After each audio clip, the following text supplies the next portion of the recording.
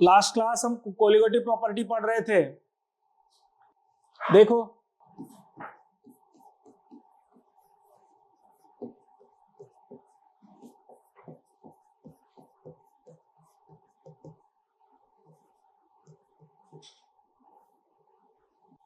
पिछला क्लास हमने colligative properties start किया था, जिसमें हमने पहला पढ़ा था relative lowering in vapour pressure. कुछ याद आ रहा?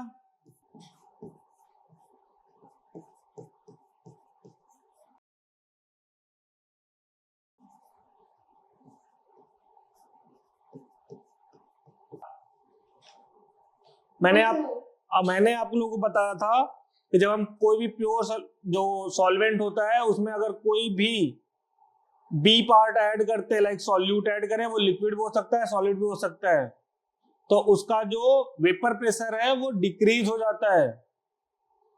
और जितना डिक्रीज होता है, अगर हम जो पहले था उससे डिवाइड कर दें तो उसे हम कहते हैं relative lowering in vapour pressure. तो उसका फॉर्मूला और सब कुछ हमने कर लिया था, तो एक बार मैं फिर से फॉर्मूला लिख रहा हूं। P naught minus P upon P naught is equal to x2। ये इक्वल होता है मोल फ्रैक्शन ऑफ सॉल्यूट के। ये हमने लास्ट क्लास में किया था। ये वाला पार्ट जो है ये है relative lowering in vapour pressure. Relative lowering in vapour pressure. और जो x2 है वो है मोल fraction of solute. Mole fraction of solute. P not है आपका प्रेशर ऑफ प्योर सॉल्वेंट, और यहां पे P था आपका pressure of solution.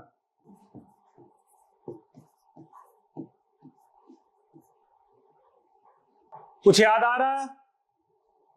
Yes sir. हमने कहा था कि अगर दो 1 और 2 यहां पे मान लो एक बंद कंटेनर है ऐसे, इसमें 1 कोई सॉल्वेंट है और 2 कोई सॉल्यूट है। 1 क्या है? सॉल्वेंट, और 2 है आपका सॉल्यूट। इन दोनों को मिक्स कर दिया जाए, तो अगर सॉल्यूट को मिक्स करने से पहले जो वेपर प्रेशर था वो अगर पी नॉट हो, तो सॉल्यूट जो सेकेंड है उसको मिक्स करने के बाद जो वेपर प्रेशर होगा वो घट जाता है। कितना घटता है?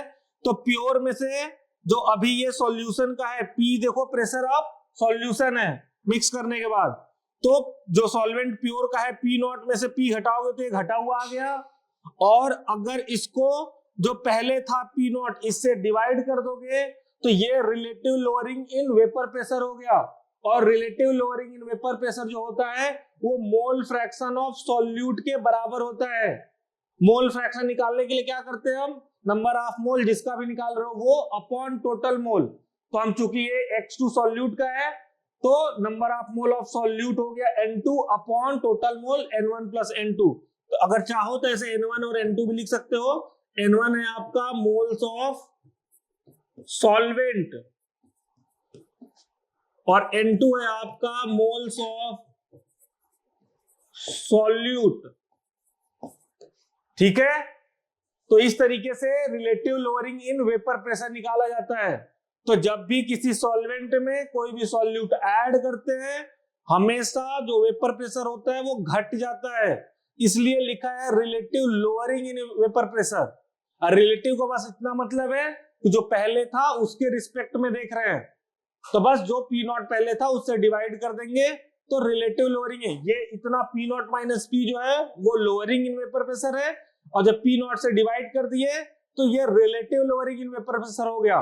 और वो अगर आपको बोर्ड में लिखने को आए तो आप लिखोगे कि relative lowering in vapour pressure is equal to mole fraction of the solute. केवल फॉर्मूला नहीं लिखना है, वहां पे ये भी लिखना है। आप चाहो तो अपनी कॉपी में लिख सकते हो relative lowering in vapour pressure is equal to mole fraction of solute, और फिर यह फॉर्मूला लिख सकते हो।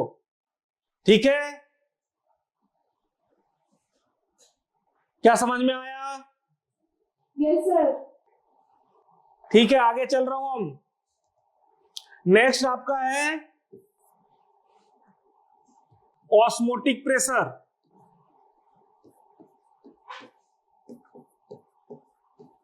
तो देखो ऑस्मोटिक प्रेशर क्या होता है। सर सेमी हाँ बोलो। परमिएबल जो मेम्ब्रेन होता है उससे सॉल्वेंट के जो अणु होते हैं वो निम्न सांद्रता से उच्च सांद्रता में जाते हैं सर। ये जो क्रिया होती है सर वो ऑस्मोटिक कहलाती है, और मतलब ऑस्मोटिक होता है। और सर उस पे लगने वाला जो दाब होता है सर वो ऑस्मोटिक प्रेशर होता है। ठीक है, पर थोड़ा सा करेक्शन की जरूरत है।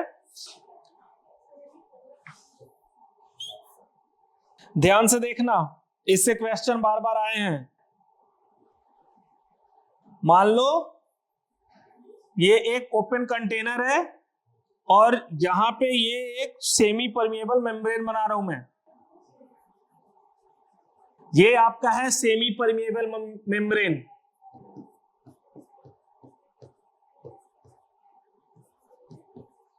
ठीक है, अब मान लो इस तरफ सॉल्वेंट है ए, ये क्या है? सॉल्वेंट। और इस तरफ सॉल्यूशन है, ये है आपका सॉल्यूशन। आप चाहो तो ऐसा भी कर सकते हो कि दोनों सॉल्यूशन लेके और कंसंट्रेशन अलग अलग कर दो। तो पहले मैं सॉल्वेंट और सॉल्यूशन बता रहा हूं, फिर हम कंसंट्रेशन चेंज करेंगे। तो मान लो ऐसा कुछ है, होगा क्या? इस साइड अगर सॉल्यूशन है, मान लो मिट्टी का हमने ऐसे घोल बना रखा है पानी में, और इधर बस प्योर पानी है, तो जैसे टाइमिंग क्या होगा, इधर जो आपका मिट्टी का घोल है, इधर से जो पानी है वो धीरे धीरे मिट्टी की तरफ जाएगा, मिट्टी वाला जो घोल है। क्यों? ताकि उसे डाइल्यूट कर पाए। इस साइड से जो प्योर पानी है वो इस साइड जाएगा सॉल्यूशन मिट्टी के घोल के अंदर, ताकि वो डाइल्यूट हो पाए। मींस कि इधर मिट्टी नहीं है, कंसंट्रेशन 0 है, जबकि इधर कंसंट्रेशन है। तो कम कंसंट्रेशन से ये ज्यादा कंसंट्रेशन की तरफ गया ताकि डाइल्यूट कर पाए। अब अगर इसे हमें रोकना है तो इधर सॉल्यूशन साइड में हम थोड़ा प्रेशर लगाएंगे ताकि ये इधर ना जा पाए, ये जो ए सॉल्वेंट है इस साइड ना जा पाए। तो जो ये प्रेशर लगाएंगे इसे रोकने के लिए, इसी को कहते हैं ऑस्मोटिक प्रेशर। समझ में आया? Yes, sir. सेम अगर मान लो सॉल्वेंट की जगह पे इस तरफ भी हम सॉल्यूशन ले लिया और इस तरफ भी ले लिए, तो इधर का कंसंट्रेशन मान लो कम है और इधर का कंसंट्रेशन ज्यादा है, तो हमेशा लेस कंसंट्रेशन से जो हाई कंसंट्रेशन है उस तरफ सॉल्वेंट का मूवमेंट होगा। और अगर इसे रोकना है तो जिधर हाई कंसंट्रेशन है उसके ऊपर प्रेशर लगाओगे, तो जब ये इधर दबेगा नीचे की तरफ, तो इधर से जो जा रहा था सॉल्वेंट वो नहीं जाएगा, और उसी को बोलते हैं ऑस्मोटिक प्रेशर। समझ में आया? Yes, sir. यहीं पे मैं आपको रिवर्स ऑस्मोसिस भी बता दे रहा हूं। रिवर्स ऑस्मोसिस में जस्ट इसी का उल्टा होगा। यहां पे सॉल्वेंट अभी ऑस्मोटिक में किधर जा रहा था? लेस कंसंट्रेशन से या सॉल्वेंट से सॉल्यूशन की तरफ। पर जब हम रिवर्स ऑस्मोसिस करते हैं तो हम इतना ज्यादा प्रेशर लगा देते हैं कि इसी साइड लगाएंगे सॉल्यूशन पे ही, कि इधर से ही सॉल्वेंट इस तरफ आने लगे। मींस जो आपका आरओ होता है वो रिवर्स ऑस्मोसिस पे काम करता है। इस तरफ मान लो कि आपका गंदा पानी है और इस तरफ कुछ नहीं है या थोड़ा सा साफ पानी है, तो होगा क्या कि साफ पानी गंदे पानी की तरफ जाएगा, तो आप प्रेशर लगा के उसे रोक दोगे, तो वहां तक बोला जाएगा कि वो ऑस्मोटिक प्रेशर है। पर आपने ऑस्मोटिक प्रेशर से ज्यादा प्रेशर लगा दिया तो गंदे पानी का जो है उसमें से थोड़ा थोड़ा साफ पानी, यानी कि निकल के गंदगी इधर ही रह जाएगी, साफ पानी इस तरफ से इधर आने लगेगा। मींस हाई कंसंट्रेशन से लो कंसंट्रेशन की तरफ आने लगेगा सॉल्वेंट, फिर उसे बोलेंगे रिवर्स ऑस्मोसिस। समझ में आया? Yes, sir. देखो, the excess pressure which must be applied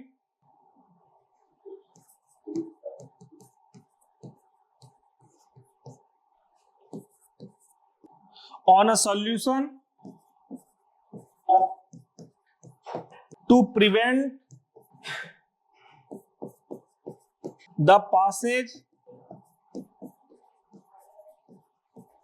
of solvent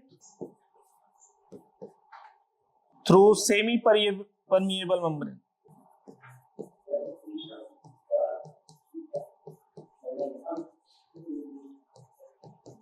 क्या बोला इसने?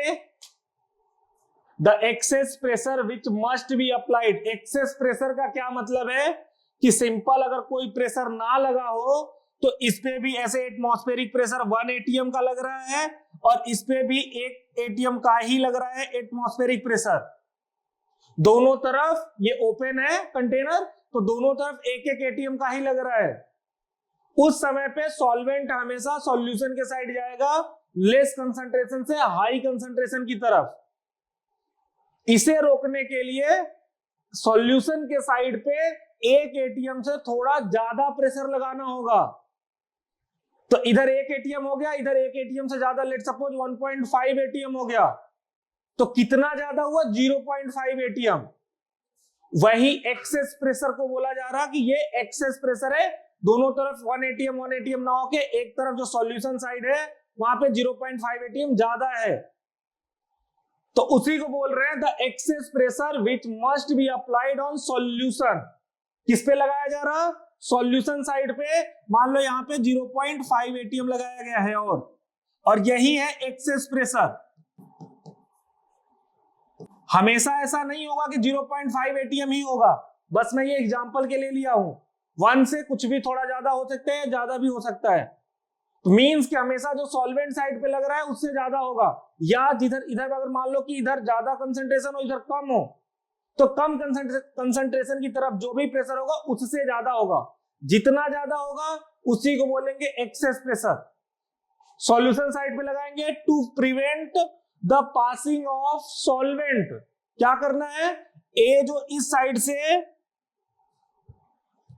इधर से ऐसे जा रहा था उसको रोकने के लिए, to prevent the passing of solvent through semi permeable membrane. तो ये जो सेमी परमिएबल मेम्ब्रेन है इससे जो सॉल्वेंट पास हो रहा था इसको रोकने के लिए प्रेशर लगाते हैं। समझ में आया? यस सर, आया। और इसको पाई से दिखाते हैं। पाई से फॉर्मूला होता है pi is equal to CRT। C है आपका कंसंट्रेशन ऑफ सॉल्यूशन। जिस सॉल्यूशन पे आप लगा रहे हो उसका कंसंट्रेशन।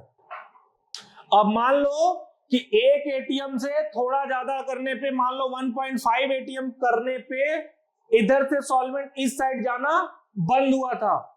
अब 1.5 से थोड़ा भी और ज्यादा लगाओगे तो उल्टा होने लगेगा। इधर जो गंदा पानी था या सॉल्यूशन था उधर से प्योर की तरफ आने लगेगा। इसी को बोलेंगे रिवर्स ऑस्मोसिस। तो ये नोट कर लो, फिर वो लिखता हूं। सर नोट हो चुका। ठीक है, नेक्स्ट है आपका reverse osmosis.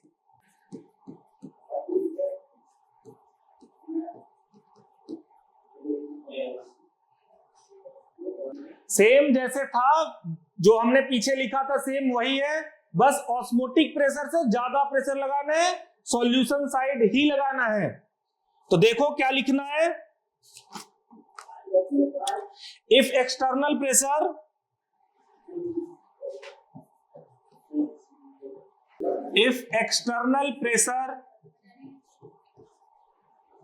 on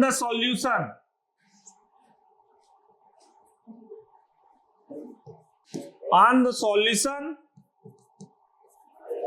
is greater than osmotic pressure, then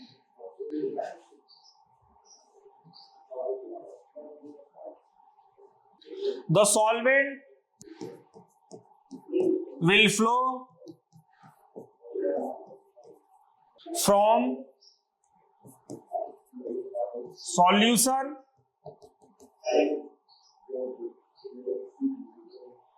to pure solvent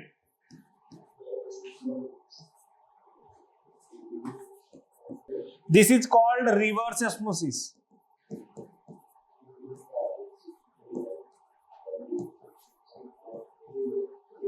note करो इसे, क्या हुआ है?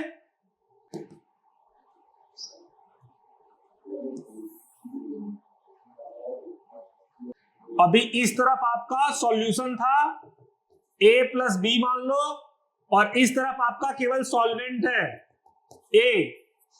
A आपका सॉल्वेंट है, B आपका सॉल्यूट है। सॉल्यूशन साइड पे हम फिर से प्रेशर लगाएंगे, यहां पे कोई प्रेशर लगा रहे हैं, और अगर मान लो देखो पिछले वाले में इसको रोकने के लिए मान लिया हमने कि P प्रेशर लगाया था, या P ऑस्मोटिक, OS लिख दे रहा हूं मैं। P OS का मतलब कि प्रेशर जो ऑस्मोटिक प्रेशर है उसके लिए लिख रहा हूं, यानी 1 atm ज्यादा 0.5 atm जो भी लगाया है आपने। और यहां पे मान लो कि रिवर्स ऑस्मोसिस को ROS लिख दे रहा हूं, तो जो PROS होगा रिवर्स ऑस्मोसिस का, वो ज्यादा होगा प्रेशर जो आपने ऑस्मोसिस के लिए लगाया था, सेम सॉल्यूशन साइड पर ही लगेगा। ये आपका सॉल्यूशन है, A प्लस बी हमने लिखा है, और ये आपका सॉल्वेंट है, और यहां पे जो A प्लस बी में जो सॉल्यूशन है उसका सॉल्वेंट उल्टा आने लगेगा, सॉल्यूशन से सॉल्वेंट साइड पे। तो ये सॉल्वेंट का फ्लो है, ठीक। अगर किसी को ना समझ में आया हो तो खड़े को पूछ लो, नहीं तो आ गया तो नोट करो जल्दी। अगर दो सॉल्यूशन का ऑस्मोटिक प्रेशर सेम हो तो उसे आइसोटोनिक सॉल्यूशन बोलते हैं। क्या बोला मैंने? दो सॉल्यूशन का ऑस्मोटिक प्रेशर अगर सेम हो तो उसे आइसोटोनिक सॉल्यूशन बोलते हैं। आगे चलो, ये PROS का मतलब समझ रहे हो ना, प्रेशर या रिवर्स ऑस्मोटिक प्रेशर। इसका मतलब है रिवर्स ऑस्मोटिक प्रेशर, और POS का मतलब है ऑस्मोटिक प्रेशर। ये दिख रहा है ना कलर? PROS का मतलब रिवर्स ऑस्मोटिक प्रेशर, जो कि ज्यादा होगा हमेशा ऑस्मोटिक प्रेशर से। POS का मतलब ऑस्मोटिक प्रेशर है। नोट डाल के लिख लो, if two solution have same osmotic pressure, same या इक्वल जो भी लिखना चाहो, same osmotic pressure, then they are called isotonic solution।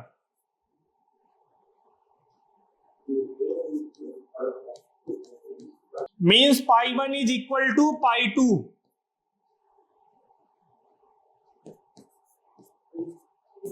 अगर पाई 1 और पाई 2 इक्वल है देन कंसंट्रेशन क्या आएगा? अगर हम रूम टेम्परेचर पे कह रहे हैं कि पाई 1 पाई 2 के इक्वल है तो उन दोनों के कंसंट्रेशन के बीच में क्या रिलेशन होगा? इतना टाइम नहीं लगना चाहिए था। Pi 1 is equal to pi is equal to CRT होता है ना, तो पाई 1 इज इक्वल टू C1RT हो गया, पाई 2 इज इक्वल टू C2RT हो गया। R तो गैस कांस्टेंट है, दोनों के लिए सेम होगा। हम रूम टेम्परेचर पे कह रहे हैं तो टेम्परेचर भी दोनों का सेम है, तो ये R से R और T से T कट जाएगा, C1 is equal to C2 आ जाएगा। तो याद रखना, अगर हम सेम रूम टेम्परेचर पे बात कर रहे हैं तो आइसोटोनिक सोल्यूशन का मतलब क्या, उनका वेपर प्रेशर सेम है, ऑस्मोटिक प्रेशर सॉरी सेम है, पर उनका कंसंट्रेशन भी सेम होता है। Yes, sir. नोट करो। Okay, sir. देखो, थर्ड है आपका कोलिगेटिव प्रॉपर्टी में elevation in boiling point, elevation in boiling point क्या मतलब है इसका? तो जब भी किसी सॉल्वेंट के अंदर कोई सॉल्यूट ऐड कर दिया जाता है तो उसका बॉइलिंग पॉइंट बढ़ जाता है। एलिवेशन का मतलब होता है बढ़ना। जैसे मान लो वाटर का जो बॉइलिंग पॉइंट होता है प्योर का, वो 100 डिग्री सेल्सियस होता है। 100 डिग्री सेल्सियस पे बॉयल होता है, उबलता है पानी। अगर उसमें आप थोड़ा सा मिट्टी या कुछ भी, नमक, कुछ भी, चीनी, कुछ भी ऐड कर दो, फिर वो 100 पे नहीं होगा, नहीं करेगा बॉयल। फिर आपको 100 से ज्यादा टेम्परेचर पे गर्म करना होगा, और जितना ज्यादा हुआ उसी को बोलेंगे एलिवेशन इन बॉइलिंग पॉइंट। तो जब भी किसी सॉल्वेंट में सॉल्यूट को ऐड करते हैं, हमेशा सॉल्वेंट का बॉइलिंग पॉइंट बढ़ जाता है, और इसी को बोलते हैं एलिवेशन इन बॉइलिंग पॉइंट। लिखो, the increment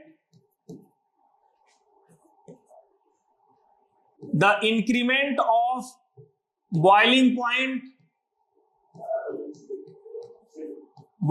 point of solvent after addition of solute is called elevation in boiling point.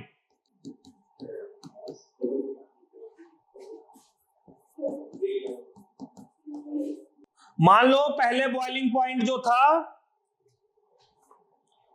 वो T0 था।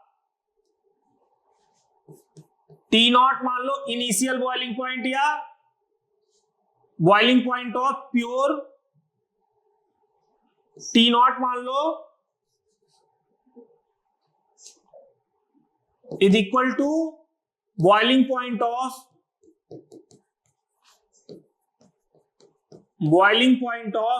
प्योर सॉल्वेंट, और मान लो बाद में ये T हो गया boiling point of solution, boiling point of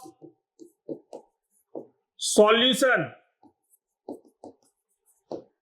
अब मैंने कहा बताओ T0 और T में कौन बड़ा होगा?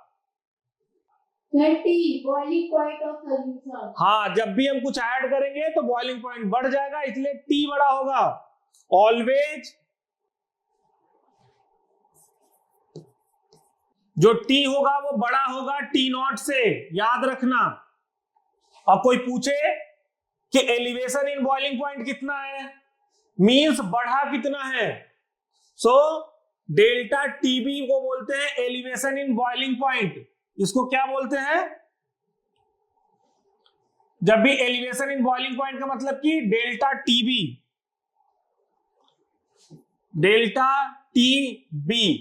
इससे दिखाते हैं एलिवेशन इन बॉइलिंग पॉइंट को। तो डेल्टा टीबी जो होगा वो T माइनस T0 होगा, या T0, जो भी बोलना चाहो।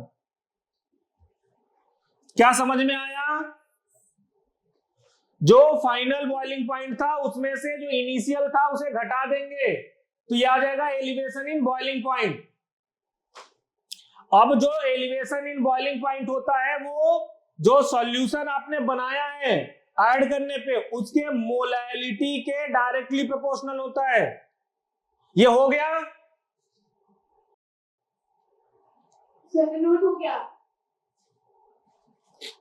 अब देखो elevation in boiling point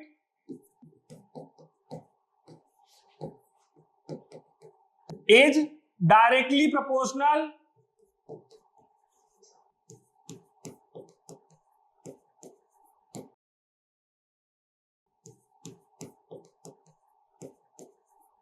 two the molality of solution. 1 minute रुक जाना। मोलैलिटी ऑफ सॉल्यूशन, जो सॉल्यूशन बनाया है, जो डेल्टा टीबी होगा वो डायरेक्टली प्रोपोर्शनल होगा मोलैलिटी के। मोलैलिटी को स्मॉल m से दिखाते हैं, और इसको प्रोपोर्शनैलिटी अगर हटाओगे तो डेल्टा टीबी से ये इक्वल हो जाएगा KB इंटू एम के। KB आपका ये जो प्रोपोर्शनैलिटी कांस्टेंट है, और इसी को अगर मोलैलिटी का डायरेक्ट फॉर्मूला रख दोगे तो ये हो जाएगा delta TB is equal to KB into W B into 1000 upon M B into W A. ये साथ में नोट कर लेना। डब्ल्यू बी है आपका weight of solute, weight of solute, W A है आपका वेट ऑफ सॉल्वेंट, और कौन बचा? बाकी केबी तो कांस्टेंट है, वो आपको दे रखा होगा। इसको बोलते हैं मोलल कांस्टेंट। ये समझ में आया ना? जो डेल्टा टीबी होता है एलिवेशन इन बॉइलिंग पॉइंट, वो मोलैलिटी ऑफ द सॉल्यूशन के प्रोपोर्शनल होता है। इधर शायद मैंने एम नहीं लिखा ना, एम लिख लो, molality of solution, molality of solution, जिस सॉल्यूशन का निकाल रहे हो। केबी को मोलल एलिवेशन कांस्टेंट बोलते हैं, मोलल एलिवेशन कांस्टेंट। देखो इसका ग्राफ भी बनता है,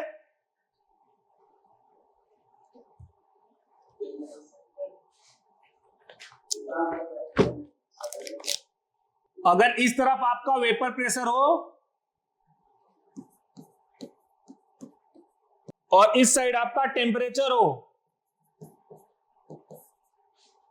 तो याद रखना अगर दो ग्राफ ऐसे दे रखे हैं तो ये ऊपर वाला सॉल्वेंट का होता है, वो पूछते हैं, और नीचे वाला सॉल्यूशन का होता है। अगर देखो, अगर ध्यान से मिलाओगे कुछ इस तरीके से, मान लो किसी वेपर प्रेशर पे हम देख रहे हैं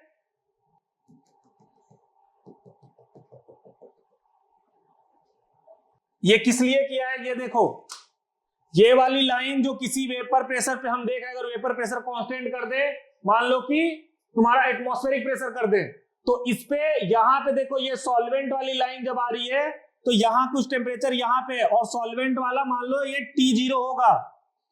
और अगर इसी को इसी प्रेशर पे देखोगे तो ये सॉल्यूशन वाला जो जा रहा इसको यहां कट कर रहा, और ये T है, तो टेम्परेचर बढ़ रहा है, तो देखो T ज्यादा है T0 से। अगर ये 5 होगा तो हो सकता है ये 6-7 आएगा, क्योंकि इस तरफ बढ़ रहे होंगे ना।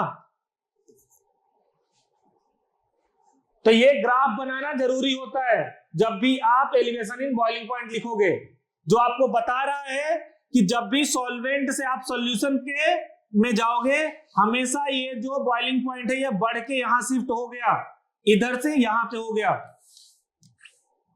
ठीक, नोट करो। इसको मान लो कि ये एटमॉस्फेरिक प्रेशर है, P ATM लिख दिया मैंने।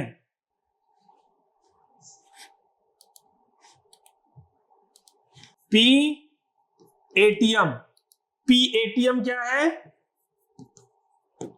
Atmospheric pressure.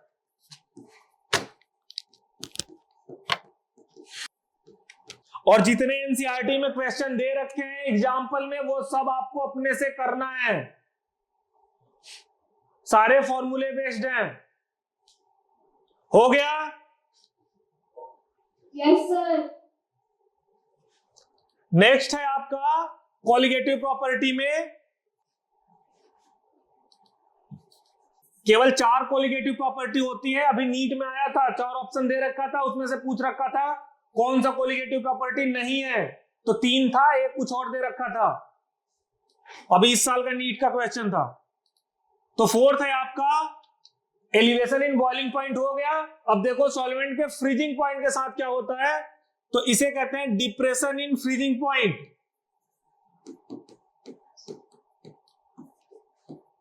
मतलब इसको डेल्टा TF लिखते हैं। जैसे सॉल्यूट जब ऐड करते हैं सॉल्वेंट में तो बॉइलिंग पॉइंट बढ़ जाता है, उसी टाइम पे उसका फ्रीजिंग पॉइंट घट जाता है। तो डिप्रेशन इन फ्रीजिंग पॉइंट का मतलब है कि फ्रीजिंग पॉइंट कितना घटा, एलिवेशन इन बॉइलिंग पॉइंट का मतलब था कि 100 से कितना बढ़ा था बॉइलिंग पॉइंट वाटर के लिए। सेम वाटर के लिए जो फ्रीजिंग पॉइंट होता है वो 0 डिग्री सेल्सियस होता है, पर उसी में कुछ और ऐड कर दोगे सॉल्यूट तो वो 0 से कम पे जाओगे, -1 -5, तब जाके वो फ्रीज होगा। तो 0 से कम पे गए उसी को बोलते हैं डिप्रेशन इन फ्रीजिंग पॉइंट। लिख लो, the decrement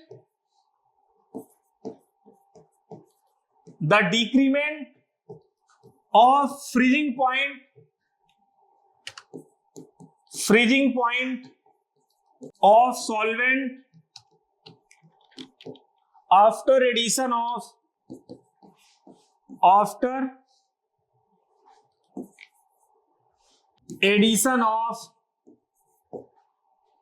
solute is called depression in freezing point।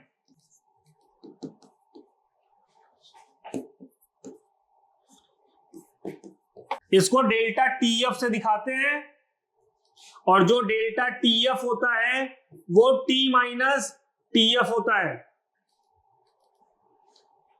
इसको टीएफ नॉट बोल देंगे। अब देख लो टीएफ नॉट क्या होगा। टीएफ नॉट है आपका freezing point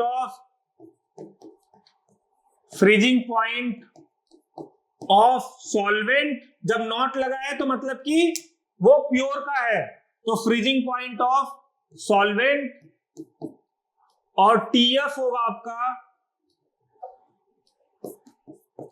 freezing point of solution. और चूंकि जो फ्रीजिंग पॉइंट है वो घट रहा है, तो यहां हमेशा जो फाइनल होगा वो कम होगा। तो टीएफ फाइनल है तो टीएफ हमेशा कम होगा टीएफ नॉट से। जो TF not initial freezing point था उससे हमेशा जो बाद सॉल्यूशन का फ्रीजिंग पॉइंट आएगा वो कम आएगा। जो टीएफ है वो फ्रीजिंग पॉइंट है सॉल्यूशन का, तो सॉल्यूशन का फ्रीजिंग पॉइंट हमेशा कम होगा जो पहले सॉल्वेंट का फ्रीजिंग पॉइंट था उससे। नोट करो जल्दी से। और सेम अभी आगे लिखूंगा, डेल्टा टीएफ अगेन मोलैलिटी के ही डायरेक्टली प्रोपोर्शनल होता है। अगेन जो यहाँ पे डेल्टा टीएफ होता है वो डायरेक्टली प्रोपोर्शनल होता है मोलैलिटी के, और फिर डेल्टा टीएफ अगर मोलैलिटी के ये प्रोपोर्शनलिटी हटाओगे तो इक्वल टू वहां के बी आता है, यहाँ के एफ आता है इंटू एम। अब मोलैलिटी का जो वहां पे फॉर्मूला था सेम यहाँ पे भी होगा, तो डेल्टा टीएफ हो जाएगा K F into W B into 1000 upon WA। बस जो पहले फॉर्मूला था वही है, बस KB की जगह पे KF हो गया है। WA और WB मैं नहीं लिख रहा हूं, WB वेट ऑफ सॉल्यूट पीछे लिखा चुका हूं, WA weight of solvent, weight of solute, और WA क्या है, वेट ऑफ सॉल्वेंट। KF आपका वहां पे एलिवेशन मोलर कांस्टेंट था, यहां डिप्रेशन फ्रीजिंग कांस्टेंट है, मोलर डिप्रेशन कांस्टेंट बोलते हैं, मोलर डिप्रेशन कांस्टेंट। नोट करो जल्दी से, एक ग्राफ इसका भी है। ये अपॉन में यहां पे MB भी होता है, ये पीछे वाले में था ना, ये देखो यहां MB था ना, वैसे ही यहां भी होगा।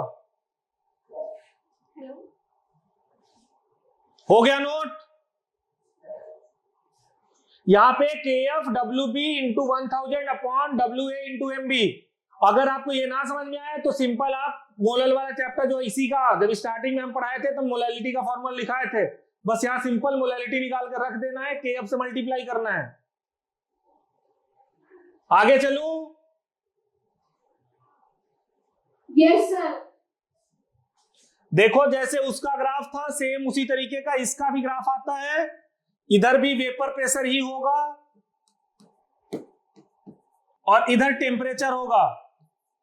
सेम टाइप का जैसे उसका ग्राफ बनाया था वैसे ही इसका ग्राफ भी आएगा। अब की बार जो सॉल्यूशन होगा वो ऊपर होगा और जो सॉल्वेंट होगा वो नीचे होगा। फिर से मान लो एटमॉस्फेरिक प्रेशर पे अगर देखोगे तो देखो इसको भी ऐसे हमने नीचे लेके आए और ये यहां पे कट कर रहा है तो इसको भी ऐसे नीचे लेके आए। ये आपका पी एटीएम है। पी एटीएम का मतलब मैंने क्या लिखाया था? Atmospheric pressure.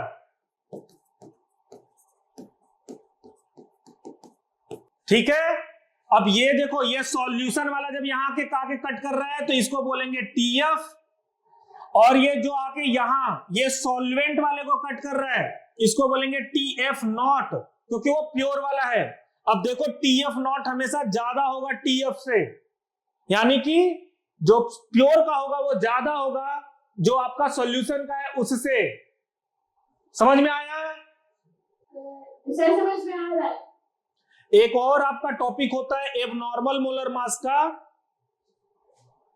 तो होता क्या है वो सुन लो, फिर हम थोड़ा सा और एक टॉपिक है वो देख लेंगे।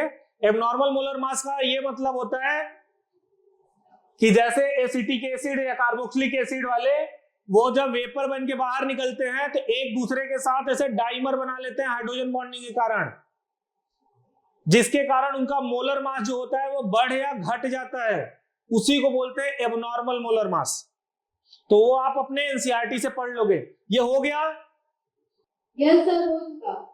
ठीक है। नेक्स्ट एक टॉपिक है आपका वांट ऑफ फैक्टर का। बहुत बड़ा नहीं है, बहुत आसान होता है, सिंपल आपको फॉर्मूला यूज करना होता है। Want of factor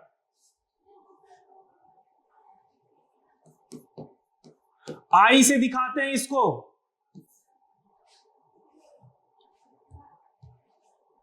I is equal to experimental value of colligative property. कोई भी कोलिगेटिव प्रॉपर्टी है उसका एक्सपेरिमेंटल वैल्यू और जो कैलकुलेटेड वैल्यू है।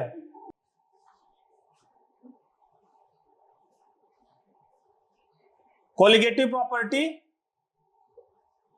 पहला है आपका i experimental value of colligative property, नीचे है आपका calculated value of colligative property. कोई कोलिगेटिव प्रॉपर्टी जैसे अभी आपने 4 पढ़ा ना, elevation in boiling point, depression in freezing point, तो इन सब में जो एक्सपेरिमेंटल वैल्यू है और जो कैलकुलेटेड वैल्यू है इसका रेशियो को वांट ऑफ फैक्टर बोलते हैं। ऊपर है आपका एक्सपेरिमेंटल, नीचे है कैलकुलेटेड। लिख लिया? और अगर इसको मोलर मास के टर्म में लिखोगे तो I इज इक्वल टू आता है ऑब्जर्व्ड वैल्यू ऑफ या normal molecular mass upon observe molecular mass.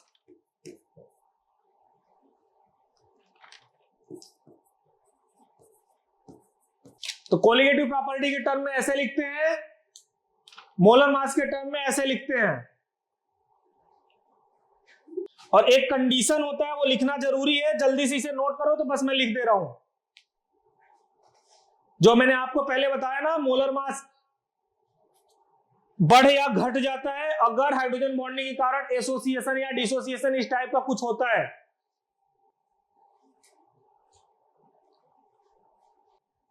इसको चाहो तो ऐसे लिख सकते हो, मॉलिक्यूलर मास ऑफ सॉल्यूट कर लो दोनों तरफ upon mass of solute, normal upon observe. देखो आई का वैल्यू अगर 1 दिया है तो इसका मतलब ना तो एसोसिएशन हो रहा है ना तो डिसोसिएशन हो रहा है। मींस कि कोई मॉलिक्यूल है वो 2 मिल जाते हैं अगर हाइड्रोजन बॉन्डिंग कारण, उसे एसोसिएशन बोलते हैं। या एक ही मॉलिक्यूल ब्रेक हो जाता है 2-3 में तो उसे डिसोसिएशन बोलते हैं। जैसे मान लो NaCl है, उसको पानी में डालोगे तो एक NaCl से 2 आयन मिलेंगे, एक Na+ और एक Cl-। तो उसे हम कहेंगे कि उसका डिसोसिएशन हो रहा है, 1 से 2 मिल गए, मींस वहां आई का वैल्यू 1 नहीं आएगा। 1 का मतलब अगर आई का वैल्यू 1 दिया है तो नाइदर एसोसिएशन नॉर डिसोसिएशन, मतलब ना तो एसोसिएशन होगा ना ही डिसोसिएशन होगा। जैसे मान लो आप चीनी डालते हो तो चीनी में जो ग्लूकोज का फार्मूला होता है जब पानी में डालते हैं तो वो टूटता नहीं है, वो जैसे रहता है वैसे ही रहता है, बस डिजोल्व होता है। तो उसके लिए आई का वैल्यू 1 होगा क्योंकि ना तो वो एसोसिएट हो रहा है ना डिसोसिएट हो रहा है। आई का वैल्यू ग्रेटर देन 1 होगा इफ मॉलिक्यूल इज डिसोसिएटेड यानी कि डिसोसिएशन हो रहा। जैसे NaCl में जैसे ही आप पानी डालोगे ये टूट जाएगा, Na प्लस Cl माइनस में यहां आई का वैल्यू 2 लेंगे क्योंकि 2 आयन मिले हैं। क्या समझ में आया? यस सर, समझ में आ गया। अगर यहीं पे मान लो AlCl3 होगा, ये अगर पानी में डालोगे या ये ब्रेक हो रहा कहीं पे भी एल्यूमिनियम 3+ प्लस 3Cl माइनस, तो ये 3 और 1 आई का वैल्यू 4 होगा, 4 आयन मिल रहे हैं। मान लो MgCl2 हो तो वो टूटेगा Mg2+ और 2 Cl माइनस, तो 2 Cl माइनस और 1 Mg2+, मतलब टोटल 3 आयन मिल रहे हैं, तो आई का वैल्यू वहां 3 होगा। तो हमेशा अगर डिसोसिएशन हो रहा आई ग्रेटर देन 1 आएगा। Yes sir. और आई अगर लेस देन 1 आए तो उसे कहते हैं एसोसिएशन, एसोसिएशन ऑफ मॉलिक्यूल्स। जैसे मान लो अगर RCOOH या सीधे एसिटिक एसिड ही ले लेते हैं CH3COOH, ये 2 मॉलिक्यूल जाके और एसोसिएट हो जाता है ऐसे CH3C डबल बॉन्ड OH, कुछ इस तरीके से होगा। बस 2 मिनट। OH और डबल बॉन्ड O। देखो यहां पे 2 मॉलिक्यूल आपस में हाइड्रोजन बॉन्डिंग ऐसे कर रहे हैं, ये दिख रहा? तो ये एसोसिएशन हुआ है। इधर से तो 2 मॉलिक्यूल गए, इधर से 2 मॉलिक्यूल गए हैं और उधर जाके 1 हो गए, आपस में मिल गए, जुड़ गए हाइड्रोजन बॉन्डिंग से। तो इसके लिए हमेशा आई का वैल्यू 1 से कम आएगा। तो इसको ये क्या ये आपको समझ में आया? और जब भी वांट ऑफ फैक्टर को इंट्रोड्यूस कर दोगे, सारा जो फॉर्मूला आपने लिखा है उसके आगे आई लग जाता है। जैसे जो डेल्टा टीबी आपने पढ़ा था KB इंटू एम, वो हो जाता है I times KB into M. जो डेल्टा TF आपने पढ़ा था KF इंटू एम, वो हो जाता है I times KF into M. और पाई इज इक्वल टू जो CRT पढ़ा था वो हो जाता है ICRT। वहां पे सी होगा।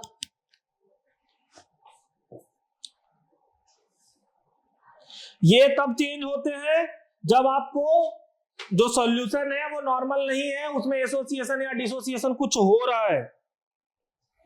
Yes sir. और सेम जो आपका एक और था ना, relative lowering in vapour pressure, P0 minus P upon P0 is equal to N2 upon N1 plus N2 था ना। Yes sir. तो ये हो जाएगा I times N2 upon I times N2 plus N1। तो ये फॉर्मूले में चेंजेस आ जाते हैं जब आप वांट ऑफ फैक्टर कंसीडर करोगे। तो जब भी आपको वांट ऑफ फैक्टर दिया होगा केवल उस समय पे ये वाला फॉर्मूला लगाना है, नहीं तो नहीं लगाना है, आई को लेके नहीं चलना है। ठीक है? Okay sir. ठीक है, ये नोट कर लिया ना? यस सर, नोट हो गया। ठीक है, आप लोग जा सकते हो। Thank you.